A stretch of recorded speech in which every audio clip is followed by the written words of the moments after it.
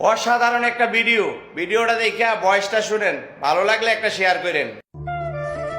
আরে কি ব্যাপার, তুমি না গতকালকে বাপের বাড়ি গেলা, আজকে এত তাড়াতাড়ি চলে আসলা? তুমি না বললে এক সপ্তাহ থাকবো এখানে?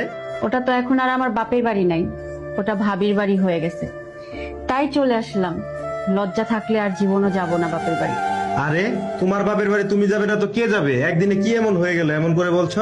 বাসায় ঢোকার পর ভাবি দরজা খুলে দিল, দেখলাম আমাকে দেখে মনটা খারাপ করে ফেলছে। ভাবলাম মহিলা মানুষ সারাদিন কাজ করছে তাই মনটা খারাপ। সারাদিন আমার সাথে আর কোনো কথা বললো না। ভাইয়া যখন সন্ধ্যার পর বাসায় আসলো, ভাইয়ার সাথে দেখলাম খুব মেজাজ দেখাইতেছে, চিল্লাচিল্লি করতেছে। ভাবলাম তাদের মধ্যে কোনো ঝামেলা হয়েছে তাই মেজাজ দেখাইতেছে। কেন, ভাই ভাবির মাঝে আবার কি নিয়ে ঝামেলা হয়েছিল? বলতে পারি না। দেখলাম ভাবি খেয়ে রাত্রিবেলা শুয়ে পড়ছে, ভাই ভাত বেড়ে আমাকে ডাকলো, আমি ভাই বাচ্চারা একসাথে খেলাম।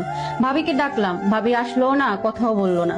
রাত্রিবেলা বাচ্চারা সোফাতে বসে টিভি দেখতেছিল, লাফালাফি করতেছিল, খেলতেছিল। আমি বাচ্চাদের ডাক দিয়ে নিয়ে শুয়ে পড়লাম। কিছুক্ষণ পর ঘুম থেকে উঠে ভাই ভাবির রুমের পাশ দিয়ে ওয়াশরুমে যাচ্ছিলাম। দেখলাম ভাবি ভাইয়ের উপরে প্রচুর চিল্লাইতেছে, বলতেছে তোর বোন এই বাসে আসছে কেন, তোর ভাগনা ভাগ্নি এই বাসে আসছে কেন, তারা যে সুপার উপরে উঠে লাফাচ্ছে তারা কি জানে এই সুপার দাম কত? আর বাপের বাড়ি দেওয়া সোফা, তোর ভাগনা ভাগ্নি যে লাফালাফি করলো, তোর ভাগনা ভাগ্নি কি জানে এই সোফার দাম কত? তোর বোনকে যদি দেখতে ইচ্ছে করে তোর বোনের বাসায় যেয়ে দেখে আসবে, আর তোর বোন যদি এই বাসায় আসে তাহলে আমি এই বাসায় থাকবো না। এগুলা বলতেছিল ভাইকে। তাই চিন্তা করলাম ভাই ভাবির সংসারে ঝামেলা বাড়িয়ে লাভ নাই, তাই চলে আসলাম।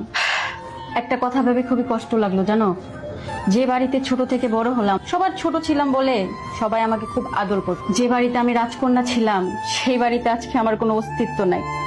সবকিছু ভাবির ইশারায় হয়। আরে তুমি মন খারাপ করো না, আমি আছি তো। বাপের বাড়িতে যেতে না করলে তো তোমার মাথা খারাপ হয়ে যায়, মনে করো না জানি কি হয়ে গেল। আজকে আমি বুঝতে পারলাম পৃথিবীতে একটা মেয়ে মানুষের সুখ শান্তি জান্নাত হচ্ছে স্বামীর সংসার।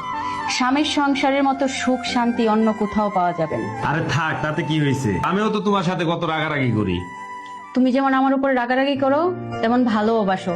অসুস্থ হলে ওষুধটা তুমিই খাইয়ে দাও, জামা কাপড় কসমেটিক খাবার দাবার চাওয়ার আগে তুমি আমার সামনে হাজির করো।